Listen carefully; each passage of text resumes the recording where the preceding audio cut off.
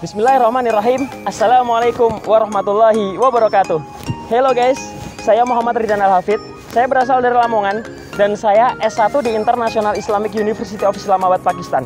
Di sini saya akan membawakan acara yang namanya Ngopi, yaitu ngobrol penuh inspirasi. Jadi Ngopi ini adalah salah satu program yang dicanangkan oleh PCIM Pakistan untuk memberikan informasi tentang kemuhammadiyahan di Pakistan secara khusus dan tentang kehidupan di Pakistan secara umum. Dan untuk kali ini, saya ditemani oleh seseorang di mana beliau ini mengetahui secara pasti seluk-beluk terbentuknya PCIM Pakistan dari awal terbentuknya hingga sekarang. Bahkan, dengar-dengar nih ya, beliau ini juga pernah loh menjabat menjadi ketua PCIM Pakistan. Siapa sih? Penasaran nggak sih? Kita simak ya kisahnya berikut ini.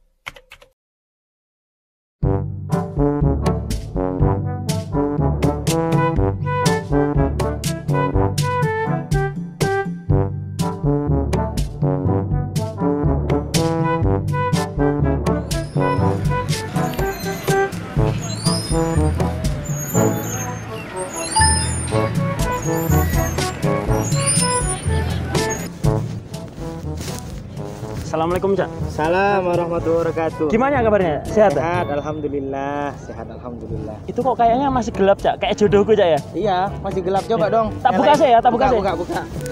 Udah kayaknya. Kelihatannya udah silau kok ya kita.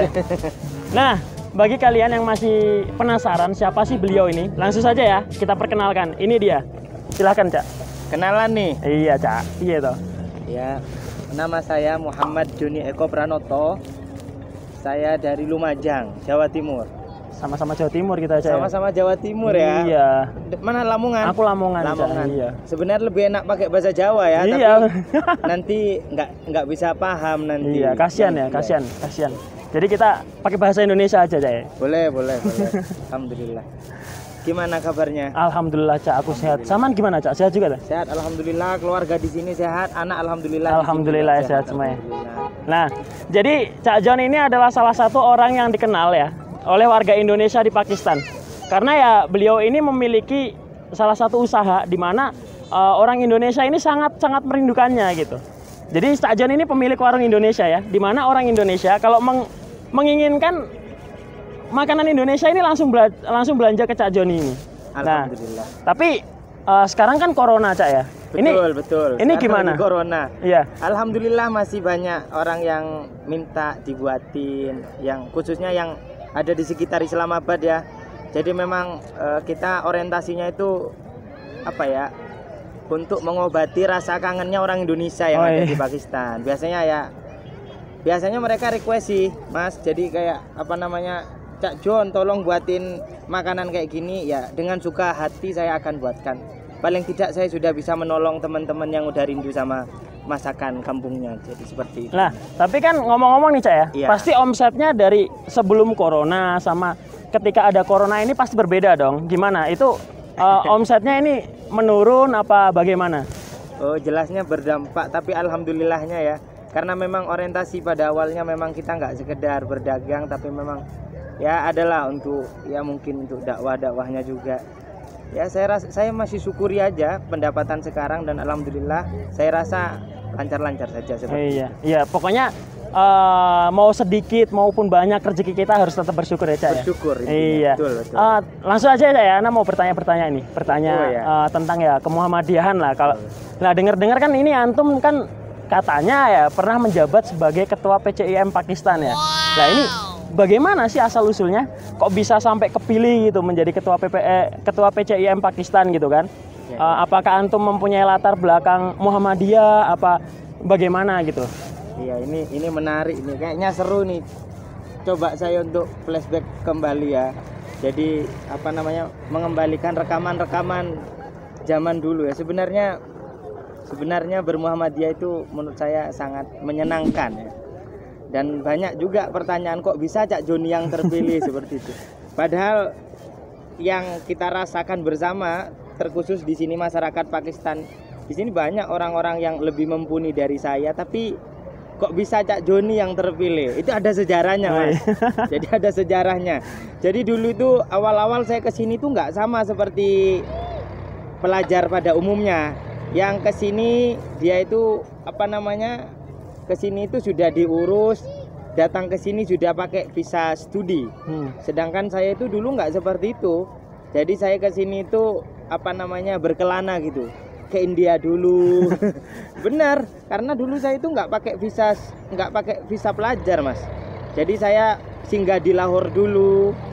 Akhirnya alhamdulillah nggak tahu gimana caranya itu. Waktu itu kok tiba-tiba saya ada di AAUI gitu kan. Di masa itu, seingat saya 2014 itu situasi dan dinamika PPM itu tidak seperti saat ini. Saya rasa memang sangat berbeda gitu. Anak-anaknya zaman dulu itu agak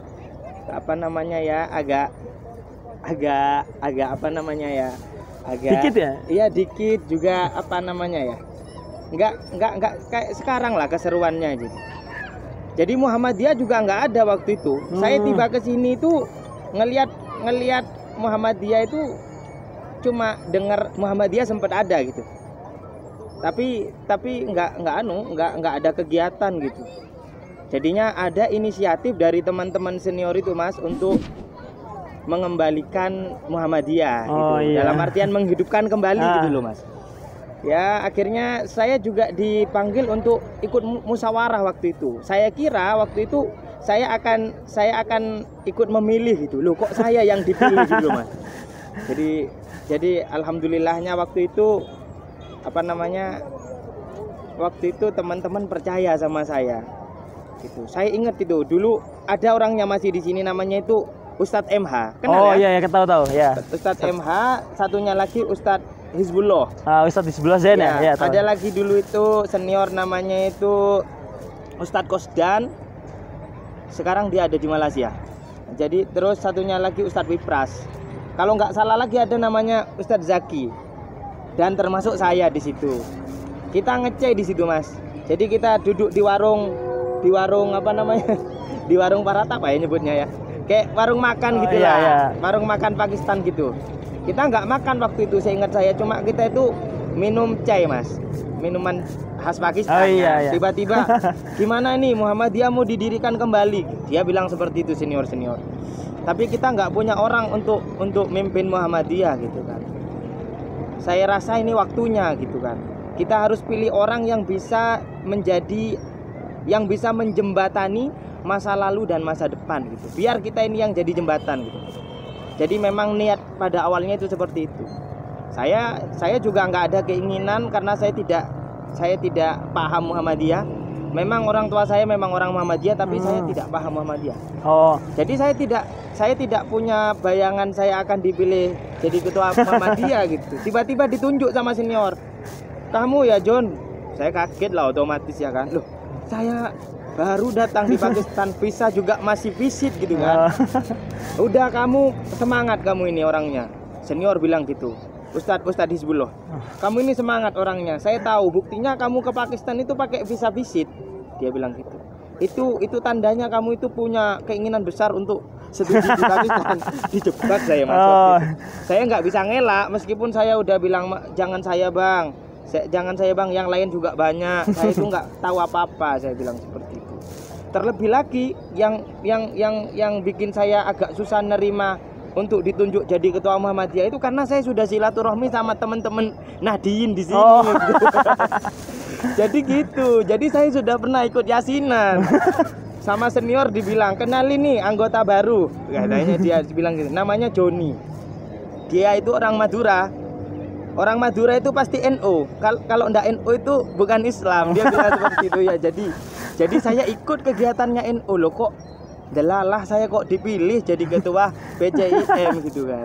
Jadi di situ memang kayak ada gimana rasanya saya ya. Jadi juga saya sungkan kan sama teman-teman Nahdien PCNU di sini. Tapi alhamdulillah waktu itu saya mencoba untuk dewasa dan suwun sama ketuanya PCNU waktu itu, kalau nggak salah itu Ustadz Firman, saya suwon, saya minta doa. Ustadz, mohon restu Ustadz, saya sekarang ditunjuk untuk jadi ketua PCIM. Kaget dia, loh kok bisa orang Muhammadiyah, kok bisa orang Madura jadi Muhammadiyah. Jadi kisahnya seperti itu. Tapi alhamdulillah saya komitmen untuk amanah, untuk menghidupkan Muhammadiyah, dan dari situ saya banyak sekali mendapatkan pengalaman hidup, terutama bagaimana kita itu seharusnya menjadi seorang pemimpin. Itu Masya Allah, senang sekali. Benar-benar menarik ya Cak ya, kisahnya Cak Jan ini ya. Alhamdulillah, semua banyak luas, tapi saya agak lupa karena udah agak kemarin gitu. Kalau boleh tahu itu ketika antum dipilih menjadi ketua PCIM Pakistan itu generasi keberapa ya Cak itu waktu itu? Nah ini juga ada apa ya namanya, ada jeda gitu kan. Sebenarnya yang saya ingat itu PCM itu ada di bawah apa namanya, di bawah kepemimpinannya Bang Hatta, tapi katanya program kerjanya nggak jalan dan tidak ada kegiatan gitu. Bisa dibilang PCM itu nggak ada, itu ada zaman dulu tapi kita nggak tahu. Itu kayak memang putus sejarah itu. Dan senior bilang kita buat sejarah baru gitu kan. Ya alhamdulillah kita jalan aja. Sebenarnya penting untuk kita kumpulkan informasi apa Muhammadiyah sebelum saya, itu penting Mas. Itu mungkin PR buat teman-teman pengurus sekarang untuk apa namanya menelisik lebih jauh sejarah PCIM sebelum masa jabatan saya. Itu penting sekali. Berarti kalau begitu ya bisa dibilang antum ini generasi pertama atau ya dibilang PCIM Pakistan Reborn ya Cak ya. Mungkin bisa dibilang PCIM Reborn. Iya bisa juga karena kita memang kurang memang ada jeda itu. Nah, kalau boleh tahu ketika antum menjadi pengurus itu anggotanya berapa ya Cak ya? Kalau nggak salah itu 20 lebih Mas. Oh 20 lebih ya, iya. Berarti ya lumayan. Jadi, ya? Udah lumayan Mas, karena kita memang apa ya namanya, kita memang totalitas untuk apa namanya kaderisasi, untuk ngerekrut orang agar bisa berada di PCIM itu luar biasa Mas. Kalau saya boleh cerita dan semoga ini apa namanya tidak mengurangi rasa keikhlasan ya. Iya. Zaman dulu hampir semua apa namanya finansial yang saya punya, termasuk kiriman dari orang tua, bisa saya pastikan pasti saya kasihin Muhammadiyah PCIM waktu itu. Karena memang saya pingin totalitas, saya pingin merasakan nikmatnya dakwah. Jadi semua, bukan hanya saya, seluruh anggota juga berkorban waktu itu. Setiap ada acara anak-anak bawa makanan. Itu bagus, menurut saya itu bagus. Di situ kita ada perasaan memiliki Muhammadiyah yang memang pada prinsipnya kita di Muhammadiyah itu nggak cari hidup, tapi bagaimana kita menghidupi Muhammadiyah. Itu paling penting, yang memang harus dipegang prinsip itu oleh seluruh generasi awal sampai akhir. Jadi seperti itu Mas. Saya juga pernah itu Cak ya, melihat kata-kata seperti itu ya di sekolah saya dulu ya. Hidup-hidupilah Muhammadiyah, jangan mencari kehidupan di Muhammadiyah. Benar.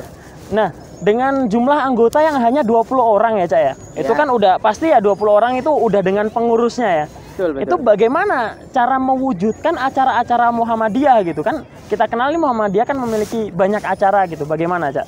Ya. Benar. Jadi gini, saya itu apa ya, membagi-bagi tugas sama teman-teman itu yang ada di struktur, termasuk bagian apa namanya, bagian tablik ya kan. Setiap ada kita mau ngadain kajian-kajian, saya minta teman-teman itu jangan malu-malu untuk woro-woro bahasanya. Jadi untuk menggalakkan gitu. Bahkan senior-senior itu tak suruh chat secara pribadi. Nah, ketika dia nggak bisa datang, saya tanyain lagi, saya klarifikasi kenapa nggak bisa datang, Bang, bahasanya seperti itu. Karena memang awal-awal itu kita itu memang memfokuskan agar kita itu tidak terlihat mati dulu.